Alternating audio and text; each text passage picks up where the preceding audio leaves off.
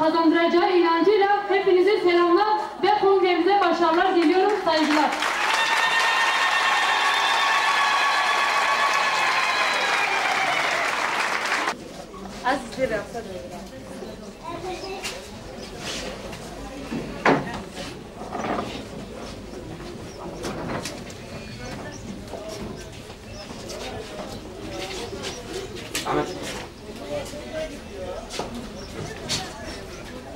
Anıları mücadelemizde yaşayacağız.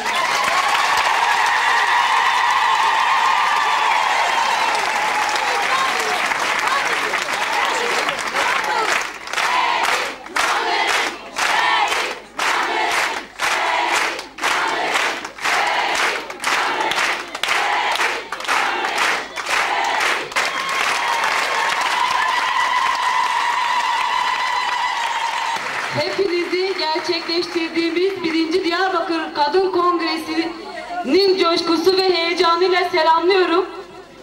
Tabii böyle bir kongreyi gerçekleştirmek bizler açısından önemli. Kadının örgütlenme düzeyinin ifadesidir de aynı zamanda. Kadının geldiği örgütlenmedeki düzeyi de ifade ediyor. Biz kadınlar da yeniden yapılanma sürecine girdik. Bu temelde bir dizi toplantılar gerçekleştirdik. Ardından da merkezi düzeyde bir kadın konferansı gerçekleştirdik. Konferansımızı şu şiarla bitirmiştik. Özgürlük örgütsüz olmaz. Kongremizde bu şiarla tamamlıyoruz. Özgürlük örgütsüz olmaz. Çünkü özgürlüğümüz ancak ve ancak yaratacağımız güçlü bir örgütlenmeyle yaşamın her alanına güçlü bir katılımla mümkün olabilecek. Türkiye'deki tüm kadınlar bir örgütlenme çabası ve arayışı içerisinde. Biz de haklı kadınlar da bunun parçasıyız. Her geçen gün gelişen ve büyüyen özgür kadın hareketi bugün daha da güçlenerek devam ediyor ve bizlerin birebir örgütlenmesi ve katılımıyla bu daha da güçlenecektir. Çünkü iddiamız büyük, hedefimiz büyük, amacımız büyük. 5000 yıllık ataerkil sistemin zihniyetinin toplumda çok fazlasıyla hakim olduğu bir gerçeklikte yaşıyoruz. Siyasetten aileye, yaşamın her alanında erkek zihniyeti çok fazlasıyla yaşamlarımıza girmiş bulunmakta. Değiştirmek bu kadar sıradan olmayacak ki 5000 yıllık kaybedişimizin özünde yatan örgütsüzlüğümüzü de göz önünde bulundurursak bu temelde bizim en fazla örgütlenmeye ihtiyacımız olduğu bir dönemi yaşıyoruz. Kadınların çok ciddi bir arayışı var. Mevcut statükoyu aşmak istiyorlar. Yeni bir yaşam yaratmak istiyorlar. Bizim mecliste temsiliyetimiz %4 oranlarındadır. Yani aslında kadınlar olarak biz siyasette de çok fazlasıyla temsil edilemiyoruz, etmiyoruz da. Ve yıllardır aslında Türkiye'de biz bunun mücadelesini veriyoruz. Kadınlar olarak da aslında bunun mücadelesini veriyoruz. Türkiye mevcut durumda var olan statükosunu aşmak zorunda. Çözümsüzlüğü yaratan politik mücadelemizi daha da yükseltmeye devam edeceğiz. Çünkü biz bunu çok iyi biliyoruz ki 5000 yıllık zihniyeti aşmak bu kadar kolay olmayacaktır. Biz de bu kadar ucuz yaklaşmıyoruz zaten. Bütün amacımız, hedefimiz, iddiamız bunun için çok duyarlı olmak durumundayız. Siyasal gelişmeleri çok yakından takip etmek durumundayız. Barış annelerinden Sakine, Arat, Azize Yiğit aramızda, kendilerine hoş geldiniz diyoruz.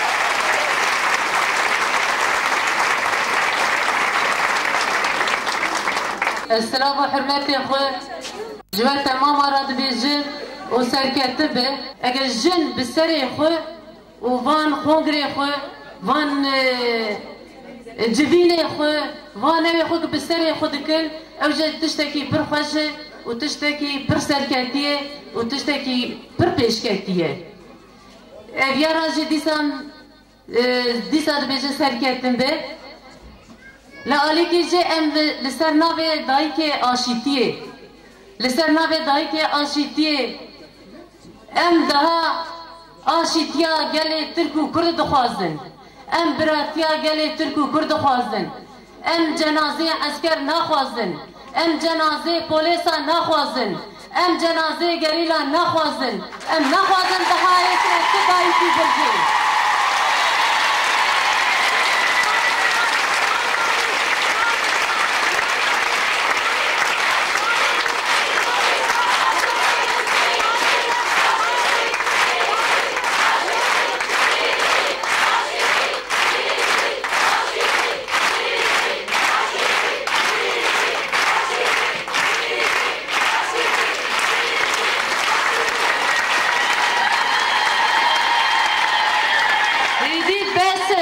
Edi beste bira daha beste hesre çave dayka birjin. Em hesre çave dayka daha naxwazin. Em naxwazin daha dilek tu dayki beşi. Türk dibe, Kürt dibe, Laz dibe, Çerkez dibe, Arap dibe, Asuri dibe. Hatta bige ve Amerika ve dibe dayk aynı dayk. Dil aynı dayk, dil şevat aynı şevatı. Em şevata dilek tu dayki daha naxwazin. Em dixwazin çareseri ki jivyara bedine. Yani jivyara xuyne naşo. Soni gereki bi aşitiye, bi biratiye, bi vakeviye rebe ditine. Evyar ricame evyar hey. Em daha van tişte acil şevat em naxwazin. O ez nikarim pir zêde jî dirêj bikim. Timê gavekî qal dibe, hekî dilê me tije dibe, em pir hêjanlî dibin. O zînetin ma nû jî ez pîroz dikim. O serketin be daha jî bi germayî bi tiştekî pir xweş, daha jî tiştekî pir pêşketî germaya we çê bibe û yekîtiya jina.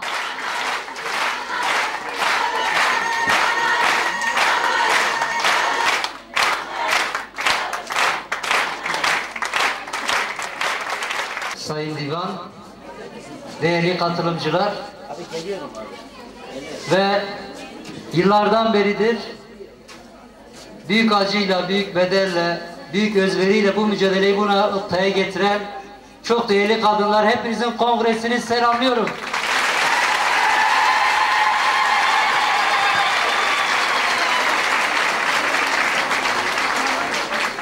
Şimdi bu topraklar bir kez daha kadının uyanışını, kadının dirilişini ve kadının özgürleşmesini yaşıyor. Bizler bunun tanığıyız. Sizler bunun sahibisiniz.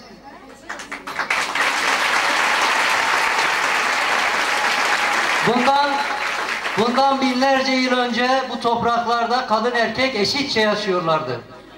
Bundan binlerce yıl önce kadınlar kendi haklarını, kendi yetkilerini kullanma ve istedikleri yaşam biçimine göre kendilerini biçimlendirme imkanına sahiplerdi. Toplumun yapısını değiştirme ve geleceği belirleme mücadelesi hepimiz açısından çok büyük önem ve çok büyük bir saygı ifadesidir.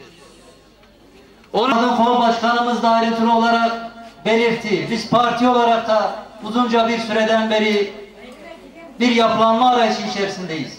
Bu yapılanmanın temel hedefi hizmetidir. Bu noktada kadının özgürleşmesi, kadının yetkinleşmesi ve kadın sorununun kalıcı çözümü en önemli adımlardan birini oluşturuyor.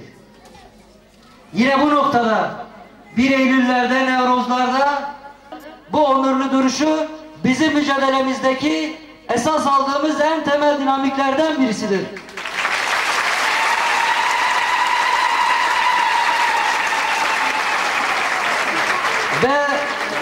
Ve barış analarından Azize Ana'nın dediği gibi bu insanlar barış istiyor. Bu insanlar evlatlarıyla huzurlu, mutlu ve özgür bir ülkede yaşamak istiyorlar.